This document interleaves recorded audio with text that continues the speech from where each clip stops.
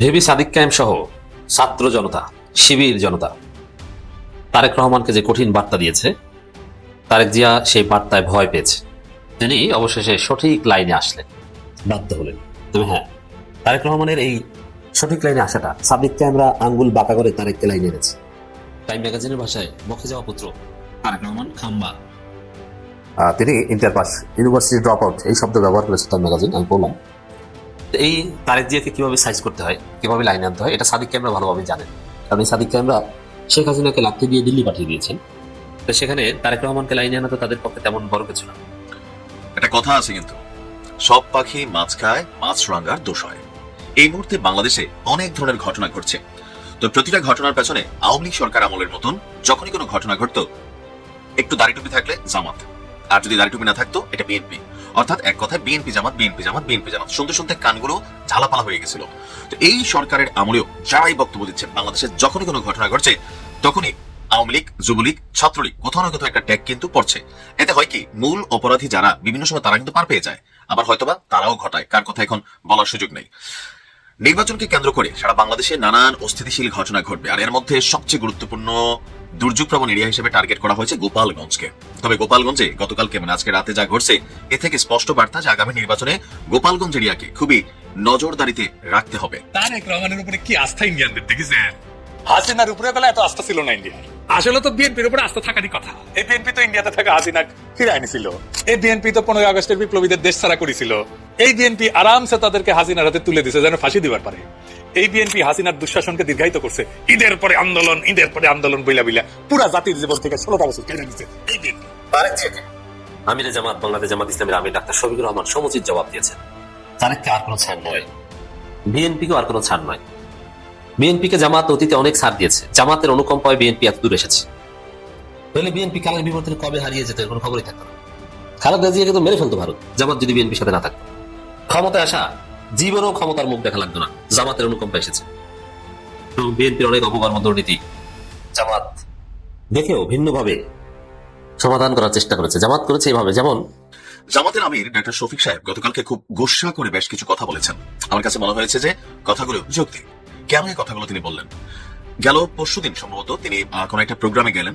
তো সেখানে যাওয়ার পরে যারা জুলাই যোদ্ধা আছে, যাদের পরিবার আহত হয়েছে, নিহত হয়েছে, অথবা এখনো হাসপাতালে চিকিৎসাধীন আছে, তো তাদের পরিবারের সদস্যদের সাথে তিনি সাক্ষাৎকালে সেখানে তাকে দেখে আবেগের বিষয়টা অনেকে ধরে রাখতে পারে নাই, যেহেতু জুলাই যোদ্ধাদের যে রাজনৈতিক দল এনসিপি বা বৈষম্য বিরোধী, তারা জামাতের সাথে কানেক্টেড আছে। এমনকি তারা তাদের প্রিয়জনের যে ঘটনাগুলো ঘটেছে সেগুলোর বিচার চায়, বা তারা একটা ভর্তুকি চায়, সামহাও তারা তাদের অনেক দাবি দেওয়া আছে। গোপালগঞ্জ নিয়ে বেশ কিছুদিন আলোচনা চলছিল এবং গোপালগঞ্জ থেকে বাংলাদেশ থেকে মোটামুটি বিচ্ছিন্ন করে দেওয়া হয়েছিল।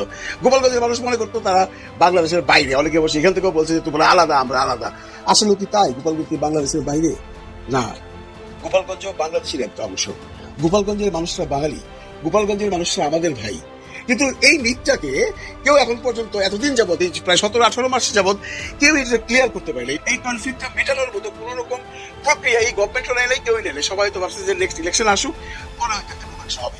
কিন্তু গত পরশুদিন বা তার আগের দিন আমাদের জামাতের আমির ডক্টর শফিকুর রহমান এই মিথটাকে ভেঙে দিয়ে আসছে। গোপালগঞ্জে দাঁড়াইয়া, গোপালগঞ্জের মানুষের সাথে মিশা, গোপালগঞ্জের বাড়িতে বাড়িতে ঘুরা শেখ হাসিনার জায়গায় থাইকা উনি স্লোগান দিয়ে আসছে। বিএনপি কয় ফ্যামিলি কার্ড দিবে, তাই না?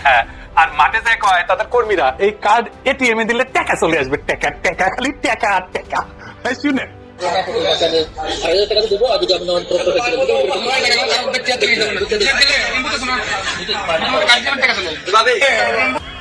ধানের শীষ পেটের বিষ, ঠিক কিনা বলেন? ধানের শীষের আর এক নাম পেটের বিষ। মানুষ এখন বলে সাপের বিষ। এ হলো ধানের। তারেক রহমানকে তো লাথি দিয়ে কোথাও পাঠিয়ে দিতে চান না, তারেক রহমানকে লাইনে আনতে চান। সাদিক কায়েমরা যেটা চান, জনগণ যাদেরকে ভোট দিবে তারা দেশটা চালাক, কিন্তু জুলাই সনদ অনুযায়ী চালাতে হবে, সংস্কার করতে হবে, 24কে ধারণ করতে হবে। সাদিক কায়েমদের রাজনীতি মৌলিকত্ব এটা। হ্যাঁ, সাদিক কায়েমরা দাঁড়িপাল্লার পক্ষে ইজ ট্রু, বাট অন্য কাউকে যদি জনগণ ভোট দেয় তারাও চালাক, কিন্তু তারা আওয়ামী স্টাইলে চালাবে, এটা আবার হতে দিবে না। এখানে ওয়াচডগের ভূমিকা পালন করবে সাদিক কায়েমরা। সাদিক কায়েম বলতে আমি পুরো ছাত্র জনতাকে বুঝাই, যেহেতু সাদিক কায়েম জুলাইয়ের ভিপি, সাদিক কায়েম বাংলাদেশের ভিপি, এই জন্য সাদিক কায়েম বলে পুরো বাংলাদেশের ছাত্র সমাজ সেখানে আছে, ছাত্র সমাজের নির্বাচিত প্রতিনিধি। শিবির সাধারণ শিক্ষার্থীদের মাধ্যমে নির্বাচিত ছাত্র সংগঠন নয়। এই জন্য প্রথমে আমি বলি সাদিক ক্যাম্প। ব্যক্তি সাদিক ক্যাম্প টোটাল বাংলাদেশের ছাত্র সমাজের প্রতিনিধি, এনসিপির ছাত্র সংগঠন যারা করে ছাত্র শক্তি তাদেরও প্রতিনিধি। তো দর্শক, সাদিক ক্যাম্প যে থ্রেট দিয়েছিল গণভোট বিষয় তারেক রহমানকে, গণভোট বিষয় আপনি কেন বলেন না, একটা শব্দ বলেন না, শেখ হাসিনার মতো পরিণতি হবে এরকম একটা কথা বলেছিলেন সাদিক ক্যাম্প। আমরা হাসিনাকে লাথি দিয়ে দিল্লি পাঠিয়েছি, তা আপনাকেও কিন্তু সেভাবে ডিল করব, এই শব্দটা বলেছে, ডিল। তারপরে পরের দিনই সাদিক ফলাফল পেয়েছে। তারেক রহমান বলছে যে ধানের শেষে সিল মারুন, গণভোটে হা বলুন। এখন তারেক রহমানের যে এই ঐতিহাসিক প্যারাডাইম শিফট, অবশেষে এতদিন হয়ে গেল একবারও গণভোটে হ্যাঁ দিতে বললেন না, কিন্তু এখন বললেন শেষ পর্যায়ে এসে। এতে হঠাৎ করে বিএনপি রাজনীতি এলোমেলো কিভাবে? প্রথম কথা হচ্ছে যে এটা বলেছে সাদিক ক্যাম্পের ভয়ে, ছাত্র জনতার ভয়ে বলেছেন যে ছাত্র জনতা কিনা আসলে হাসিনার মতো লাথি দিয়ে বঙ্গোপসাগরে পাঠায়, দিল্লি তো আর গ্রহণ করবে না, পাকিস্তান গ্রহণ করে কিনা সন্দেহ আছে, বঙ্গোপসাগরে পড়া লাগবে, নৌঘাটি থাকলে ওখানে আশ্রয় নিতে পারবে, ভয় বলেছেন। কিন্তু এই ভয় বলেও বিএনপিকে বিকায় ফেলেছেন, কারণ এতদিন তারেক রহমান তার কর্মী বাহিনীর মাধ্যমে গ্রামে গঞ্জে গুজব ছড়িয়েছেন, গ্রামে গঞ্জে মানুষকে বুঝিয়েছেন যে গণভোটে হা দেওয়া যাবে না, হা দিলে সংবিধানে বিসমিল্লাহ থাকবে না, গণভোটে হা দিলে 16ই ডিসেম্বর থাকবে না, গণভোটে হা দিলে রাজাকাররা জিতবে। এইসব কথাবার্তা তারেক রহমান তার লোকদের মাধ্যমে গ্রামে গঞ্জে এতদিন বলিয়েছেন। আপনার মিস্টার তারেক রহমান আপনার গুরুত্বপূর্ণ নেতারা যেমন জয়নুল আবেদিন ফারুক, তারপরে কিশোরগঞ্জ অঞ্চলের গুরুত্বপূর্ণ নেতা, এরা সবাই গণভোটে নায়ের পক্ষে ক্যাম্পেইন করেছে। গণভোটের পক্ষে বিএনপি যেখানেই কথা বলেছে নায়ের পক্ষে বলেছে, এমনকি বিএনপির নারী কর্মীরাও গ্রামেগঞ্জে যে মহিলাদের যে ভোট চাইছে শেখাচ্ছে সেখানে না দিতে বলছে, যে ফ্যামিলি কার্ড দিবে, ধানের শেষে ভোট দিবেন আর গণভোটে না দিবেন, কারণ হা দিলে কিন্তু রাজাকার জিতে যাবে, হা দিলে কিন্তু এই হবে সেই হবে। এখন একদিকে নজরুল ইসলাম খান বলেন গণভোটে হায়ের পক্ষে, আর একদিকে মাঠ পর্যায়ের বিএনপি বলে গণভোটে নায়ের পক্ষে, আর একদিকে জয়নুল আবেদিন ফারুক বলেন যে গণভোটে নায়ের পক্ষে, এখন তারেক রহমান আবার বলেন গণভোটে হায়ের পক্ষে। বিএনপিতে কোনো শৃঙ্খলা আছে? বিএনপি রাজনীতি তো এলোমেলো। আসলে যারা বিএনপিকে পছন্দ করেন তারা গণভোটে হা দিবেন না না দিবেন এটা তো তারা এখনো সিরিয়াস না, এখনো ডিটারমাইন্ড না। তারা দেখছেন যে তাদের লোকাল নেতা বলে নায়ের পক্ষে, তাদের আরেকটু বড় নেতা বলে হায়ের পক্ষে, এখন আবার তারেক জিয়া বলেন হায়ের পক্ষে। এখন এটা কি তারেক জিয়ার মুখের কথা? যদিও মুখে বলেছেন, তারেক জিয়া এমন ভাবে বলেছেন এটা একটা ইমপ্যাক্ট হয়েছে এবং এটা অস্বীকার করা কঠিন। তারেক সমাবেশে বলেছেন, এখন আবার গ্রামে গঞ্জে বিএনপির লোকজন নায়ের পক্ষে বলবে, ইটস ভেরি টাফ। এখানে একটা মাইন্ডকে চিপে পড়েছে। তবে এটার একটা ব্যাখ্যা হতে পারে যে ভয় পেয়েছেন যে ঠিক আছে নির্বাচনে যদি আমরা জিতিও, মানে তারেক রহমান জিতেও প্রধানমন্ত্রী যদি হতে পারেন, কিন্তু না যদি জিতে যায়, জুলাই সনদকে যদি ওভারলুক করার চেষ্টা করি, তাহলে আমি তারেক সাদিক ক্যাম্পের লাত্তি খাবো, একদম বঙ্গোপসাগরে পাঠিয়ে দিবে। অতএব তার চাইতে জুলাই সনদটা মেনে নিই, আয়ের পক্ষে থাকি, ছাত্র জনতা সুস্থ থাকুক, স্বাভাবিক থাকুক, দেখি আমি প্রধানমন্ত্রী হয়ে ঠিকঠাকভাবে চালাতে পারি কিনা। এ ধরনের চিন্তাভাবনা তারেক রহমানের মধ্যে হয়েছে। অতএব যদি এটা হয়ে থাকে যে তারেক রহমান বিএনপি লাইনে এসেছে, তাহলে আমি ক্রেডিট দিব সাদিক ক্যাম্পের। সাদিক ক্যাম্পের থ্রেড দেওয়ার সাথে সাথে ফল হয়েছে। শুধু সাদিক ক্যাম্প, জামাতের লোক থাকে টক শুধু প্রশ্ন করতো, তারেক রহমান এত কথা বলেন, আমিরে জামাত নিয়মিত হাবোর্ডের পক্ষে প্রচারণা চালান, কই তারেক রহমান বিএনপি তো হাবোর্ডের পক্ষে একটা কথা বলেন, কেন বলেন না? চারিদিকে যখন জামাত শিবির অ্যাক্টিভিস্ট এই প্রশ্ন তুললো আর বেসিক্যালি সাদিক ক্যাম্প থ্রেড দিল, এরপরে তারেক রহমান লাইনে এসে গেছেন। বিএনপি চেয়ারম্যান তারেক রহমান বলেছেন, আগামী 12 তারিখ আপনার ধানের শীষ ও গণভোটে হায়ের পক্ষে রায় দেবেন। আমাদেরকে অবশ্যই শহীদ আবু সাঈদের স্বপ্ন বাস্তবায়ন করতে হবে। তারেক রহমান বলেন, আপনারা জানেন আমরা একটাই দফা সংস্কার, ওই যে তারেক রহমান যে আই হ্যাভ এ প্ল্যান বলেছিলেন, এই আই হ্যাভ এ প্ল্যানের একটা দিক হচ্ছে একটাই দফা। আই হ্যাভ এ প্ল্যানে আলাদা কোনো রহস্য নাই, একটাই দফা। আর বাকিটা গোপন আই হ্যাভ এ প্ল্যান হচ্ছে, যদি সরাসরি জিজ্ঞেস করেন আই হ্যাভ এ প্ল্যান কি, তাহলে উত্তর দেবে একটাই দফা। আর একটাই দফা ভুয়া, একটাই দফার সাথে 24 নাই, 24-এর বিপ্লব, 24-এর দ্বিতীয় স্বাধীনতা এগুলো নেই, নাম্বার 1। দ্বিতীয় হচ্ছে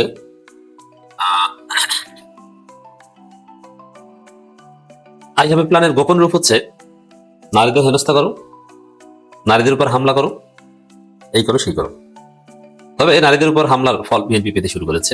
বিভিন্ন জায়গায় বিএনপির সন্ত্রাসীদেরকে যৌথ বাহিনী অ্যারেস্ট করছে, বিএনপি সন্ত্রাসী অ্যারেস্ট হচ্ছে এবং হবে, এবং এটা বন্ধ হয়ে যাবে। আর যতটুকু হামলা করেছে তার বিচার তাদেরকে ভোগ করতে হবে। এখানে সংস্কারের কথা বলছে, তার মধ্যে আবার একটাই দফা ঢুকিয়ে দিচ্ছে, এটা হাবিজাবি কথা। রংপুরে তেমন সারা পাননি, কারণ রংপুর জামাতের ঘাঁটি, চরমনাইয়ের ভোট আছে ভালো। ছোট্ট একটা জায়গায় খুব সুন্দরভাবে ছবি তুলতে পেরেছেন, যার মাধ্যমে বোঝানো গেছে যে বিপুল সংখ্যক লোক। দর্শক, তারেক রহমান লাইনে এসেছে, সাদিককে আমরা আঙ্গুল বাঁকা করে যে তারেককে সোজা করতে পারেন, দেখলেন তো। একটা কথা আছে কিন্তু, সব পাখি মাছ খায়, মাছ রাঙ্গার দোষ হয়। এই মুহূর্তে বাংলাদেশে অনেক ধরনের ঘটনা ঘটছে। তো প্রতিটা ঘটনার পেছনে আওয়ামী লীগ সরকার আমলের মতন যখনই কোনো ঘটনা ঘটতো, একটু দাড়ি টুপি থাকলে জামাত, আর যদি দাড়ি টুপি না থাকতো এটা বিএনপি। অর্থাৎ এক কথায় বিএনপি জামাত, বিএনপি জামাত, বিএনপি জামাত। শুনতে শুনতে কানগুলো ঝালাপালা হয়ে গেছিল। তো এই সরকারের আমলেও যারাই বক্তব্য দিচ্ছেন, বাংলাদেশে যখনই কোনো ঘটনা ঘটছে তখনই আওয়ামী লীগ, যুবলীগ, ছাত্রলীগ কোথাও না কোথাও একটা ট্যাগ কিন্তু পড়ছে। এতে হয় কি, মূল অপরাধী যারা বিভিন্ন সময় তারা কিন্তু পার পেয়ে যায়, আবার হয়তোবা তারাও ঘটায়, কার কথা এখন বলার সুযোগ নেই। নির্বাচনকে কেন্দ্র করে সারা বাংলাদেশে নানান অস্থিতিশীল ঘটনা ঘটবে, আর এর মধ্যে সবচেয়ে গুরুত্বপূর্ণ দুর্যোগপ্রবণ এরিয়া হিসেবে টার্গেট করা হয়েছে গোপালগঞ্জকে। তবে গোপালগঞ্জে গতকালকে মানে আজকে রাতে যা ঘটছে, এ থেকে স্পষ্ট বার্তা যে আগামী নির্বাচনে গোপালগঞ্জ এরিয়াকে খুবই নজরদারিতে রাখতে হবে। গোপালগঞ্জের আনসার ব্যাটালিয়ন অফিস কম্পাউন্ডে হঠাৎ করে বিশাল ককটেল বিস্ফোরণ, প্রকৃতির মধ্যে ধুমধাম আওয়াজ, মানুষের মধ্যে ভয়ভীতি। আর এই আনসার কম্পাউন্ডে যারা ছিল দৌড়ে টুড়িয়ে সবাই রুম থেকে বের হয়েছে যে কোথায় কি ঘটে গেল। গোপালগঞ্জ শহরের বেদগ্রাম এলাকা, এখানে আনসার ব্যাটালিয়ন অফিস কম্পাউন্ড নামক একটা এরিয়া আছে। সেই কম্পাউন্ডেই ককটেল বিস্ফোরণের ঘটনা ঘটেছে। এমনকি গত 5 দিনে, মাত্র 5 দিনে এই গোপালগঞ্জ জেলার 3টি স্থানে ককটেল বিস্ফোরণের ধারাবাহিক ঘটনা ঘটে যাচ্ছে। রাত 10টার দিকে কে বা কারা বেদগ্রাম আনসার ব্যাটালিয়ন সদর দপ্তরের ভেতরে ডাইনিং বিল্ডিং এবং মডেল বিল্ডিং এর মাঝখানে যে ফাঁকা জায়গা আছে, সেই ফাঁকা জায়গায় আপনার জর্দার কোটায় কালো ট্যাপ পেঁচানো ককটেল নিক্ষেপ করে। ককটেল বিস্ফোরণে এলাকায় বিকট শব্দ হয়। দুর্বৃত্তরা ককটেল নিক্ষেপ করে দ্রুত সময়ের মধ্যে স্থান ত্যাগ করে চলে যায়। তো ক্ষয়ক্ষতি তেমন কিছু হয়নি, আইন শৃঙ্খলা পরিস্থিতি স্বাভাবিক আছে, গোয়েন্দা নজরদারি বাড়ানো হয়েছে। গোপালগঞ্জ বেদগ্রাম আনসার ব্যাটালিয়ন সদর দপ্তরের দায়িত্বপ্রাপ্ত কর্মকর্তা যিনি আছেন তাসকিন, তিনি বলছেন ককটেল বিস্ফোরণের ঘটনায় তেমন বড় কোনো ক্ষয়ক্ষতি হয়নি। বিষয়টি আমরা খতিয়ে দেখব। 26 জানুয়ারি গোপালগঞ্জ বিশ্ববিদ্যালয়ের মেইন গেটে, 28 জানুয়ারি জেলা এবং দায়রা জজ আদালতের যিনি বিচারক আছেন তার বাসভবন কম্পাউন্ডে এই ককটেল বিস্ফোরণের ঘটনা ঘটে, আর সর্বশেষ এই আনসার কম্পাউন্ডে ঘটলো। অর্থাৎ ধারাবাহিকভাবে গুরুত্বপূর্ণ স্থানগুলোকে চিহ্নিত করা হচ্ছে। এখন পেছনে কে? ওই যে এখন যারা এখানে কথাবার্তা বলছে যে পতিত যারা আছে রাজনৈতিক দলগুলো আগামী নির্বাচনকে বানচাল করার জন্য অথবা নির্বাচন যেন সুষ্ঠু না হয় এর জন্য তারাই আসলে এই ঘটনাগুলো ঘটাচ্ছেন। কিন্তু গণমাধ্যমে আসছে দুর্বৃত্ত। এখন এই দুর্বৃত্ত আসলে কারা? তবে আমার মনে হয় যে আগামী নির্বাচনে আইন শৃঙ্খলা পরিস্থিতি এখনো সারা বাংলাদেশে খুব যে স্বাভাবিক তা না। নজরদারির অভাব আছে, পুলিশের মানবিক মনোবল ভেঙে গেছে। কারণ পুলিশ অনেক জায়গায় ভালো কাজ করতে গেলে আপনার বিপদে পড়ে মবের শিকার হয়। কখনো পুলিশকে আওয়ামী লীগের মানে দোসর শেখ হাসিনার পুলিশ, আবার কখনো স্বৈরাচার পুলিশ। আসলে পুলিশ যে কোথাও গিয়ে একটা ভূমিকা রাখবে, তো সেই ক্ষেত্রে তাদেরকে নানান কিছু মাথার মধ্যে রাখতে হয়। পরিস্থিতি নিজেদের বিপরীতে গেলেই পুলিশ টুলিশ বাঙালি চিনে না, সেনাবাহিনী কিন্তু এখন চিনে না, যার কারণে পুলিশের যে নৈতিক মনোবল সেইটা ফিরে আসা জরুরি। এখন এটা আসলে আদৌ কতটুকু ফিরে আসবে, নির্বাচন মাত্র হাতে গোনা আর 10 থেকে 12 দিন। তো গোপালগঞ্জ জেলা সরকারের বিশেষ আপনার নজরদারিতে আছে, গোয়েন্দা নজরদারি থেকে শুরু করে সবকিছু এখানে বাড়ানো হবে। সরকারের পক্ষ থেকে বলা হয়েছে যেন অপ্রীতিকর কোনো ঘটনা না ঘটে এবং নির্বাচন সুষ্ঠু হয়। তবে আমি যারা আওয়ামী লীগ করেন, যুবলীগ করেন, ছাত্রলীগ করেন, দেখেন এই মুহূর্তে যে কোনো ধরনের অ্যাক্টিভিটিস আপনার জন্য, আপনার পরিবারের জন্য, আপনার দলের জন্য ক্ষতিকর। আর এরকম মামলায় একবার জেলে ঢুকলে সহজে কিন্তু বের হতে পারবেন না, এমনকি যে কোনো জায়গায় মবের শিকার হয়ে মাইরেও ফেলতে পারে। সো যা করবেন, যদি এরকম কোনো খারাপ চিন্তা থাকে বুঝে শুনে করবেন। দায়ভার শুধুমাত্র আপনার কিছু হলে আপনার পরিবারটা শেষ। ভালো থাকুন। এবার নতুন জালেম বিএনপিকেও বিতাড়িত করা হবে ইনশাআল্লাহ। ফ্যাসিস্ট হাসিনার মতো রিটার্ন টিকিট রেডি করুন। দিল্লি নয়, পিন্ডি নয়, আপনার জন্য সবার আগে লন্ডন। দর্শক, বিএনপির চেয়ারপারসন জনাব তারেক রহমান একটি বক্তব্যে বলেছিলেন, গত 15-16 বছরে আমরা জামাতকে মাঠে দেখিনি।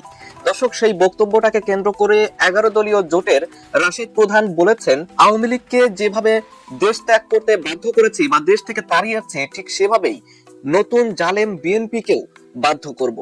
দর্শক, তারেক রহমানের ওই কথার প্রেক্ষাপটে রাশিদ প্রধানের এই কথাটি কতটুকু গ্রহণযোগ্য বলে আপনি মনে করছেন?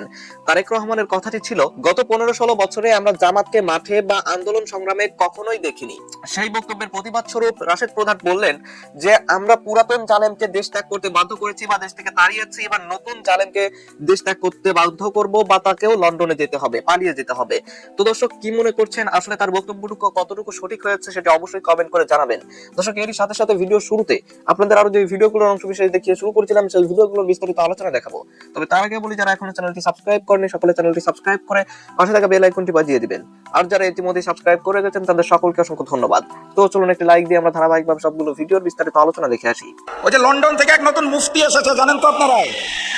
উনি গতকাল বলেছেন 16 বছর উনি নাকি আন্দোলন সংগ্রামে জামাত শিবিরকে কোথাও দেখতে পান না। পুরাতন জালেম আওয়ামী লীগ বিতাড়িত হয়েছে, এবার নতুন জালেম বিএনপিকেও বিতাড়িত করা হবে ইনশাআল্লাহ। ফ্যাসিস্ট হাসিনার মতো রিটার্ন টিকিট রেডি করুন, দিল্লি নয় পিন্ডি নয়, আপনার জন্য সবার আগে লন্ডন। আরো একটা সিল মারতে হবে, মনে আছে? শহীদি রক্তের কসম, 12 তারিখ আমরা গণভোটকে জয়যুক্ত করবো ইনশাআল্লাহ। 11 তারিখ রাত থেকে 12 তারিখ ফলাফল ঘোষণার আগ পর্যন্ত নোয়াখালীর সকল ছাত্র এবং যুব ভাইরা প্রস্তুত হয়ে যান। আমরা শান্তি চাই, আমরা সাম্য চাই, কিন্তু ওপার থেকে আঘাত আসলে শরীরের শেষ রক্তবিন্দু পর্যন্ত লড়াই করব, প্রতিবাদ করব, প্রতিরোধ করব। পুরাতন জালেম আওয়ামী লীগ বিতাড়িত হয়েছে, এবার নতুন জালেম বিএনপিকেও বিতাড়িত করা হবে ইনশাআল্লাহ। সর্বশেষ কথা, গতকাল ওই যে লন্ডন থেকে এক নতুন মুফতি এসেছে, জানেন তো আপনারা? উনি গতকাল বলেছেন 16 বছর উনি নাকি আন্দোলন সংগ্রামে জামাত শিবিরকে কোথাও দেখতে পান নাই।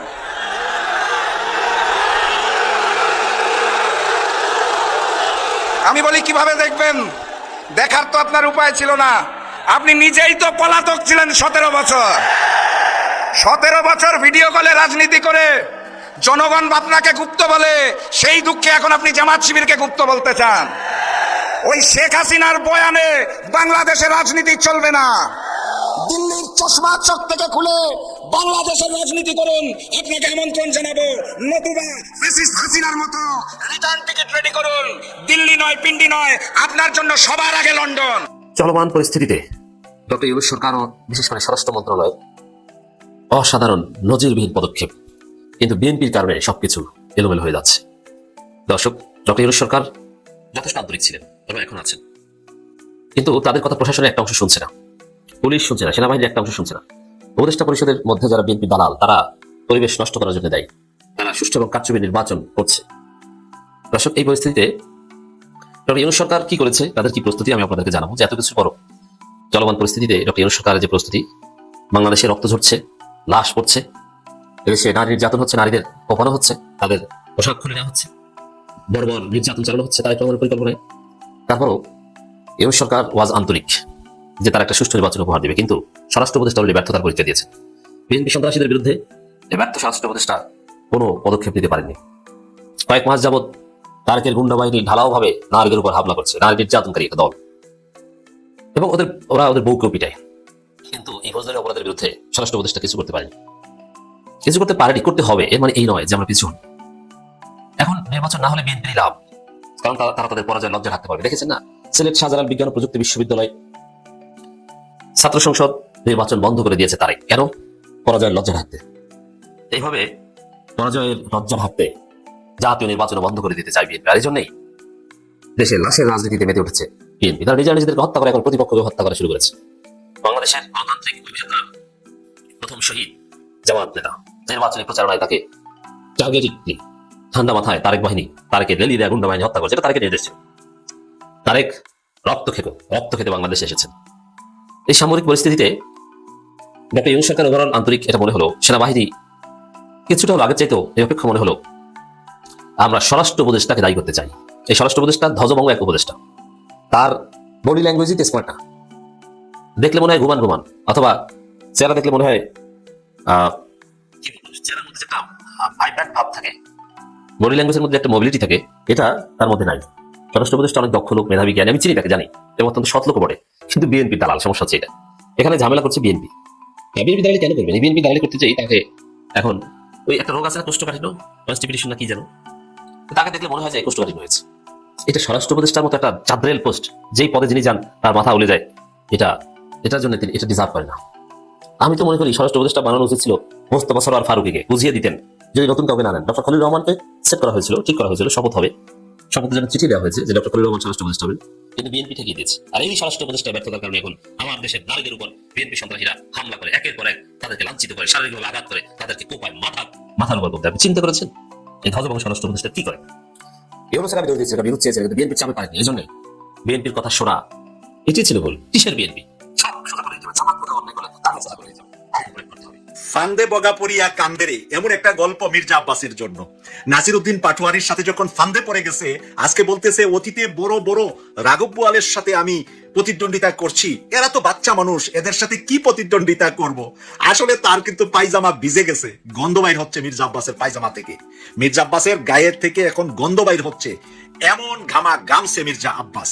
কারণ নাসিরউদ্দিন পাটোয়ারির মতো শক্ত প্রতিদ্বন্দ্বী তার জীবনে নয়, তার বংশের জীবনে পড়ে নাই, ভবিষ্যতেও পড়বে না। নাসিরউদ্দিন পাটোয়ারির কাছে গুহারা হারবে এবার মির্জা আব্বাস। বাংলাদেশে বিএনপির যদি কোনো বড় নেতা হারে, 1 নাম্বার হারাটা হারবে মির্জা আব্বাস। বিষয়টা আপনারা লিখে রাখেন, আপনাদের মেমোরিতে রাখবেন ইনশাআল্লাহ। 13ই ফেব্রুয়ারি বলবেন আমার কমেন্টসে এসে, আমার লাইভে এসে। ঠেলায় পড়লে বিড়াল গাছে ওঠে, এই কথাটাকে আর একটু ভিন্ন ভাষায় বললে বলা যায় ঠেলার নাম বাবাজি। দীর্ঘদিন ধরে আমরা লক্ষ্য করে আসছি বিএনপি এবং তার অঙ্গ সংগঠনের যে সমস্ত নেতাকর্মীরা আছে, যেমন ছাত্রদল, স্বেচ্ছাসেবক দল, যুবদল, এরা না ভোটের ক্যাম্পেইন করে আসছিল বেশ কিছুদিন ধরে। এমনকি বিএনপির বড় বড় নেতা, এমপি প্রার্থী এবং তাদের বিদেশে যে সমস্ত শাখা রয়েছে, এরা প্রত্যেকেই না ভোটের ক্যাম্পেইন চালিয়েছে। আমরা বাহরাইনের খবর পেয়েছি, বাহরাইনের একটা ভিডিও আমি গত 2 দিন আগে আপনাদেরকে দিয়েছি। সেইখানে দেখেছি বাহরাইন প্রবাসী যে সমস্ত বাংলাদেশিরা আছে, এর ভিতরে যারা বিএনপি পন্থী আছে, যারা বাংলাদেশ থেকে নতুন গিয়েছে বাহরাইনে, তাদেরকে জোর করে ভুলভাল বুঝিয়ে ধানের শীষে ভোট নিয়েছে এবং না ভোটে ভোট নিয়েছে। বাংলাদেশে ইশরাকের মুখে আমরা শুনেছি, আমির খসরু মাহমুদের মুখে আমরা শুনেছি, সালাউদ্দিন আহমেদের মুখে আমরা শুনেছি, এরা সেম ধরনের কথা বলেছে যে না ভোট, কিসের গণভোট, গণভোট কিছু নাই, হ্যাঁ বলে কোনো ভোট নাই। এবং রাতের অন্ধকারে বাড়িতে বাড়িতে গিয়ে বিএনপির কর্মীরা প্রত্যেকের কাছে একই কথা বলেছে, না ভোট এবং ধানের শীষে ভোট। অবশেষে আজকে তারেক রহমান একটা মঞ্চে দাঁড়িয়ে তিনি বক্তব্য দিলেন যে আপনারা দয়া করে হ্যাঁ ভোটে ভোট দিবেন এবং ধানের শীষে ভোট দিবেন। এই বিষয়টা তিনি যে একেবারে হঠাৎ করে তার মুখ দিয়ে বের হয়ে গেছে, কাকতালীয় ভাবে তিনি বলেছেন, বিষয়টি এইভাবে ভাবার কোনো সুযোগ নেই। কারণ তারেক রহমান তার নেতাকর্মীদের দিয়ে প্রথমে না ভোটের ক্যাম্পেইন চালিয়ে তিনি মাঠ জরিপ করেছেন। তিনি বোঝার চেষ্টা করেছেন, যখন তিনি দেখেছেন যে এর ফল হিতে বিপরীত হচ্ছে, বাংলাদেশের মানুষ এই মুহূর্তে হ্যাঁ ভোট ছাড়া অন্য কোনো কিছু বোঝে না। কারণ হ্যাঁ তাদের অস্তিত্বের সাথে জড়িত। হ্যাঁ ভোট মানে বাংলাদেশের অস্তিত্ব, হ্যাঁ ভোট মানে সাধারণ ভোটারদের অস্তিত্ব, হ্যাঁ ভোট মানে এদেশের মানুষের, খেটে খাওয়া মানুষের মুক্তির অস্তিত্ব। হ্যাঁ ভোট মানে বাংলাদেশ কি ভারতের অঙ্গরাজ্য হবে, শেখ হাসিনা আবার বাংলাদেশে ফিরে আসবে, বাংলাদেশে কি আবার দ্বিতীয় শেখ হাসিনা তৈরি হবে, নাকি বাংলাদেশ সম্পূর্ণ নতুন আরেকটি বাংলাদেশ রূপে আত্মপ্রকাশ করবে, এটি বাংলাদেশের মানুষ বুঝতে পেরেছে। সুতরাং তারা মুখিয়ে আছে হ্যাঁ ভোটে ভোট দেওয়ার জন্য। এখানে কিন্তু বিএনপির নেতাকর্মীরাও হয়তো তারা ধানের শীষে ভোট দেবে, কিন্তু তারা হাতে ভোট দেবে, কিন্তু তারা বিভ্রান্ত হয়ে গিয়েছিল কিছু সময়ের জন্য। যখন তারা তাদের নেতাদের মুখে শুনেছে যে তোমরা না ভোট দাও, তখনই কিন্তু এই মানুষগুলো তাদের সিদ্ধান্ত পরিবর্তন করেছিল যে আমার নেতা, তাহলে কাকে আমরা নেতা বানাতে যাচ্ছি, তাহলে তুমি সংস্কার চান না? কারণ এই মুহূর্তে শুধুমাত্র আওয়ামী লীগ ছাড়া আর বিএনপির ওই যারা ক্ষমতায় যাবে, সংসদে যাবে, মন্ত্রী এমপি হবে, এরা ছাড়া প্রতিটা মানুষ সংস্কার চায়। যারা এমপি হবে, যারা মন্ত্রী হবে, তারা সংস্কার চায় না। এই কারণে এই সংস্কারের ভিতরে কিছু জিনিস আছে যেগুলো থাকলে তাদের চাঁদাবাজি বন্ধ হয়ে যাবে, তাদের টেন্ডারবাজি বন্ধ হয়ে যাবে, তাদের চুরিচামারি বন্ধ হয়ে যাবে, তাদের দুর্নীতি বন্ধ হয়ে যাবে, তাদের ঘুষ বাণিজ্য বন্ধ হয়ে যাবে, তাদের নিয়োগ বাণিজ্য বন্ধ হয়ে যাবে, ক্ষমতাটা জনগণের কাছাকাছি চলে যাবে, জনগণ এবং ক্ষমতা প্রায় প্যারালাল চলে আসবে, সমান্তরালে অবস্থান করবে। জনগণ ইচ্ছা করলে দুর্নীতিবাজ কোন নেতাকে ঘাট ধরে সেখান থেকে নামিয়ে দিয়ে তার স্থলে অন্য আরেকজন নেতাকে বসিয়ে দিতে পারবে। এটি হচ্ছে হ্যাঁ ভোট। সুতরাং তাদের বাড়া ভাতে কেউ সাই ঢালুক, এটি কেউ চায়? এই জন্য বিএনপির নেতারা, এমপি মন্ত্রী যারা হবে আশায় আছে, যারা কোটি কোটি টাকা খরচ করেছে এমপি মন্ত্রী হবার জন্য, তারা এটি চায় নাই। যার কারণে তারেক রহমানের কাছে এই মেসেজ চলে গেছে যে না ভোটের ক্যাম্পেইন চালাতে গিয়ে তাদের ভোট কমেছে। ফলে এক প্রকার বাধ্য হয়ে তারেক রহমান আজকে ঘোষণা দিলেন যে আপনারা দয়া করে হ্যাঁ ভোটে ভোট দিবেন। এটিও যে তারেক রহমানের মনের ভিতরের কথা সেটি কিন্তু আমরা একেবারে পরিষ্কার করে বলতে পারছি না, কারণ যেহেতু তিনি তার নেতাকর্মীদের দিয়ে আগে না ভোটের ক্যাম্পেইন চালিয়েছেন, তার নেতাকর্মীরা যে বিভিন্ন জায়গায় গিয়ে না ভোটের ক্যাম্পেইন করেছে এটি তো তার অজানার কথা নয়। আর নেতারা তো কেন্দ্রের গ্রিন সিগন্যাল না পেয়ে নিজের ইচ্ছায় গিয়ে না ভোটের ক্যাম্পেইন করে নাই, মানুষকে না ভোটে ভোট দিতে বলে নাই, এটি পাগলেও বিশ্বাস করবে না, কখনো এটা হওয়া সম্ভব নয়। অবশ্যই কেন্দ্র থেকে এই আলাপ আলোচনা হয়েছে, তারই প্রতিফলন তো তৃণমূলে গিয়ে পৌঁছেছে। তাহলে বিএনপি তাদের পরিবারে এই আলোচনা হয়েছে যে না ভোট ক্যাম্পেইন করতে হবে, তার তৃণমূলে ওই মেসেজ পৌঁছে গেছে, যার কারণে তারা না ভোটে ক্যাম্পেইন করেছে। তারা যখন রেজাল্ট ভালো পায়নি তখন হ্যাঁ ভোটের পক্ষে কথা বলার নির্দেশনা দিচ্ছেন দলীয় নেতাকর্মীদেরকে। যাই হোক, সব মিলিয়ে এটি ভালো, যদি তিনি সত্যি সত্যি বলে থাকেন এটি ভালো। এখন আমরা আপনাদেরকে একটি ভিডিও দেখাবো। বিএনপি যেহেতু না ভোটের পক্ষে ফিরে এসেছে, এখন তাদেরকে আরেকটি জিনিস নিশ্চিত করতে হবে। আমরা দেখছি বিএনপি নারী ভোটারদের প্রতি প্রচন্ডভাবে ভীত সন্ত্রস্ত হয়ে গেছে, কারণ তাদের হাতে এই জরিপ আছে বাংলাদেশের যে ভোটার রয়েছে এই ভোটারদের প্রায় অর্ধেক সংখ্যক নারী। সুতরাং এই নারীদের ভোট বিএনপির বাক্সে যাচ্ছে না, এটি বিএনপি নিশ্চিত হয়ে গেছে। প্রায় সামান্য খুব মুষ্টিমেয় কিছু সংখ্যক যাচ্ছে, বাকিটা চলে যাচ্ছে জামাত ইসলামের বাক্সে।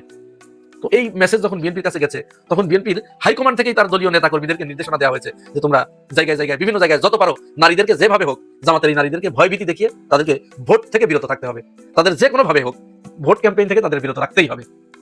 যার কারণে তারা ওই মিশন নিয়ে নেমেছে বিভিন্ন জায়গায়। আপনারা দেখেছেন যে জামাতের যে সমস্ত নারী সদস্য রয়েছে তারা ভোট চাইতে গেলে তাদেরকে ভোট চাইতে দেওয়া হচ্ছে না, তাদেরকে বাধা দেওয়া হচ্ছে, হেনস্থা করা হচ্ছে, ধাক্কাধাক্কি করা হচ্ছে, গালিগালাজ করা হচ্ছে, কখনো তলপেটের উপরে লাথি মারা হচ্ছে, কখনো তাদেরকে লাথি মেরে ফেলে দেওয়া হচ্ছে, বৃদ্ধা মাকে ফেলে দিচ্ছে। হেন কোনো ঘৃণ্য কাজ নাই যা করছে না। ওই সন্ত্রাসী যে মোশাররফ সন্ত্রাসী, সে কি বলছে যে মেয়েরা তোরা মহিলা, তোরা স্বামীদের সেবা করবি। বিএনপির টেন্ডেন্সি চিন্তা করেছেন? তার মানে এরা উপর উপর বলে যে আমরা নারীবাদী। তার মানে এখানে প্রমাণ তো পাচ্ছি আমরা তারা নারীদেরকে ঘরের ভিতরে আবদ্ধ করে রাখতে চায়, তারা নারীদেরকে স্বামীর দাসী হিসেবে, পুরুষের দাসী হিসেবে দেখতে চায়। তা না হলে তো এই কথা বলার কথা নয় যে তুমি ভোট চাইবা কেন, তুমি বাড়িতে গিয়ে তোমার স্বামীর সেবা করো, তোর কিসের দাওয়াতি কাজ, তোর কিসের কোরআন হাদিস পড়া। বিএনপি তাদের এই নেতাকর্মীদের বিরুদ্ধে কোনো ব্যবস্থা নেয়নি। প্রত্যেকটা জায়গায় অন্তত 30 থেকে 35টা স্পটে দেশের এরকম ঘটনা ঘটেছে, এবং আপনারা যদি প্রমাণ চান প্রত্যেকটির প্রমাণ আমার কাছে আছে, সবগুলোর প্রমাণ দিতে পারবো ভিডিও ফুটেজ সহ। তাহলে কেন তাদের বিরুদ্ধে ব্যবস্থা নেওয়া হচ্ছে না? হয়তো তারেক রহমানের ঘুম যখন ভাঙবে এই বিষয়ে, হয়তো তিনি এই নাহা ভোটের মতো তখন আবার বলে দিবেন যে তোমরা নারীদেরকে হেনস্থা করো না, কিন্তু ততদিনে জল অনেক দূর গড়িয়ে যাবে, তখন আর কিছুই করা থাকবে না। বর্তমানে আলোচনাটা হইতেছে কি ওই খাম্বা নিয়া, ওই উনার অতীত নিয়ে। এটা হবেই, কারণ কি জানেন, উনিও অতীত টান দিছিল। এই আয়সা টান দেওয়াটা ঠিক হয় নাই। ওইখান থেকে যেটা টান দিছিল, ওইখান থেকে যেভাবে বলছিল মৌলবাদীর উত্থান এবং 71-এর দিকে যেভাবে আঙুল তুলছিল, ওই পর্যন্ত ঠিক আছে। আচ্ছা ঠিক আছে, এটা হয়ে গেছে। কেউ কিন্তু খুব বড় বেশি আলোচনা করে নাই। আলোচনাটা কখন হইলো, উনি যখন ঢাকায় আইসা ঢাকার মাটিতে দাঁড়ায় আবার ওইদিকে আঙুল তুললো, মানে 71-এর দিকে, তখনই কিন্তু ঝাঁপায়া পড়লো। কারণ কি জানেন, আপনি তো মৌমাছির গায়ে ঢিল মারছেন। হ্যাঁ ভাই, আপনি একটা ইট নিয়ে যদি একটা কুকুরকে মারেন, দেখবেন ওই কুকুর ঘেউ ঘেউ করতে করতে পালায়া যাবে। আবার সেম ইটটা যদি আপনি একটা মৌমাছির চাকের মধ্যে মারেন, তখন আপনাকেই পালাইতে হবে তো, তাই না ভাই? এখন ওই মৌমাছির মধ্যে মারাতে দেখেন ওনার সমস্ত অতীত চলে আসতেছে। এই যে যুক্তরাষ্ট্রের টাইম পত্রিকায় অনেক পজিটিভ সাইড আছে, কিন্তু ওই পজিটিভ সাইড নিয়ে আলোচনা হচ্ছে না। ওই যে 3-4টা নেগেটিভ সাইড, খাম্বা, প্রটোকল সান, আবার ওই যে লেখাপড়া ড্রপ করলো কেন, হাবি জাবি, হাওয়া ভুবন, এগুলা নিয়ে এই 4-5টা ব্যাপার সামনে তুলে আসছে, কিন্তু অনেক পজিটিভ কথা আছে সেগুলো সামনে আসতেছে না। কেন আসতেছে না? কারণ শেখ হাসিনার সেই গুলিটা ওনার মুখ থেকে শোনার পর পুরো দেশের মানুষই হতাশ হয়েছে। আমি তো মনে করি বিএনপির মধ্যেও অনেক ভাই ব্রাদার হতাশ হয়েছে। যদি হতাশ না হবে তারা দল ছেড়ে আসলো কেন? যদি হতাশ না হবে তারা বিদ্রোহী প্রার্থী হলো কেন? বিদ্রোহী প্রার্থী 1-2 না ভাই, 90 জনের উপরে বিদ্রোহী প্রার্থী। সামাল দেওয়া বিরাট ব্যাপার, তো সামাল দেওয়া যাবে না। এই বিদ্রোহী প্রার্থীদের ভাই বহু রকম যুক্তি আছে। বিশেষ করে আমি একজনের কথা বলি, যেমন রুমিন ফারহানা। দেখেন, যে যেভাবেই আপনারা সমালোচনা করেন না কেন, কোনো আপত্তি নাই আমার, কিন্তু একটা সত্যি কথা তো বলতে হবে। গত 15-16 বছর টক শোতে আর কাউকে দেখছেন এমন ভাবে প্রতিবাদ করতে এবং সংসদে দাঁড়ায় অবৈধ সরকার বলতে কাউকে দেখছেন? দেখেন নাই। উনি কিন্তু বলতো, কিন্তু উনি কেন জায়গা পেল না? কারণ কি? এর পিছনে ভাই অনেক বড় একটা স্টোরি আছে, ওইটা নিয়ে আরেকদিন আলোচনা করা যাবে। কিন্তু ওনাকে না দেওয়াতে অনেকে মনক্ষুণ্ণ হয়েছে ওনার এলাকার। ঠিক তেমনি এই 90টা আসনের দিকে তাকান, 90 না 92টা মনে হয়, এই বিদ্রোহী আসনগুলোর দিকে তাকান, যারা বিদ্রোহ করছে, যারা স্বতন্ত্র প্রার্থী হয়েছে, এই আসনগুলোর দিকে তাকান, জুলুমের শিকার হয়েছে, জেল হয়েছে, এবং এদের নামে অনেক মামলা আছে। এরা ঘরে ঠিক মতো থাকতে পারতো না। এদেরকে কেন বঞ্চিত করা হলো? এদেরকে বঞ্চিত কইরা দেখেন, ঋণ খেলাপিরা যখন ইন করে তখন ওই দলটা নিয়ে বিরাট প্রশ্ন উঠে না? ওনার দলের ভিতরের লোকের ভিতরেই তো প্রশ্ন, বাইরের দলের কথা বাদ দেন, আমাদের কথা বাদ দেন। ওনার যে নিজের বিএনপি যারা করে তারাই তো প্রশ্ন তুলতেছে, তারাই তো আঙ্গুল তুলতেছে, তাই না? এখন ঘরের ভিতরে এরকম একটা অশান্তি নিয়ে আর 12 দিন পর নির্বাচন, সেই নির্বাচনের সুফল কতটা বয়ে আনবে আপনারাই ভালো বলতে পারবেন। দেখেন, এই যে টাইম পত্রিকার যে প্রচ্ছদটা দিচ্ছে, প্রচ্ছদ কিন্তু একটা ইঙ্গিত করে। এই প্রচ্ছদটা দেখেন, খুবই চিন্তিত উনি। হ্যাঁ, খুবই চিন্তিত। এটা যদি একটা হাসি মুখ দিত তাহলে কিন্তু অন্যরকম ফলাফল হইতো। ওই চিন্তিত মুখ দেখা আর ভিতরে ওই কথাগুলো দেখা মানুষ ওই কথাগুলো নিয়ে আলোচনা করতেছে, খাম্বা টাম্বা হাবি যাবি। কিন্তু উনি যে আরো সুন্দর সুন্দর কিছু কথা বলছে দেশ গঠন করার জন্য, দেশ নিয়ে উনি কি ভাবে, কি স্বপ্ন দেখে, ওইটা আলোচনার মধ্যে নাই। আসলে হয়েছে কি জানেন, প্রত্যেকটা জায়গায় বাধা কেন আসতেছে? আমার ওই মামার কথা মনে পড়তেছে আমার, যার জন্য বলছি আপনাদের সঙ্গে শেয়ার করবো। উনি যদি 15-16 মাস আগে আইসা ওনার মায়ের সেবা করতেন, তাহলে না আমি মনে করি অনেক বড় একটা দোয়া পেয়ে যেত। আর সবচেয়ে বড় দোয়াটা কি থাকতো জানেন? ওনার মা যখন থাকতো তখন কিন্তু উনি যে কথাটাই বলতো ওইটাই পজিটিভ হয়ে যেত। কারণ কি জানেন, উনি হলো মেইন চেয়ারম্যান আর উনি হচ্ছে ভারপ্রাপ্ত চেয়ারম্যান, মানে তারেক জিয়া ভারপ্রাপ্ত চেয়ারম্যান। আসলকে বেগম খালেদা জিয়া সুস্থ থাকুক অসুস্থ থাকুক যেভাবেই থাকুক, ওনাকেই তো সবাই মাইনা নিছে না ভাই? এই যে 15-16টা মাস এই 300টা আসন কিন্তু গুছাইতে পারতো। হ্যাঁ ভাই, যেটা প্রবলেম হয়তো ওনার মা সামনে আইনা বসাই দিত। যেখানে যেখানে প্রবলেম দেখতো, মনে করেন এই 2-3টা আসনের প্রবলেম, ওই 2-3 জনের আইনা যদি বেগম খালেদা জিয়ার সামনে বসাই দিত, তখন কি ওই 2-3 জন বিদ্রোহ করতো? নিশ্চয়ই না। আবার এই যে এখন যারা ঋণ খেলাপি ইন করছে, এই যে এখন যে যারা ঋণ খেলাপি ইন করছে, এরা কি ইন করতে পারতো? নিশ্চয়ই ইন করতে পারতো না। বেগম খালেদা জিয়া নিশ্চয়ই বাধা দিত, বলতো অবশ্যই না। এদের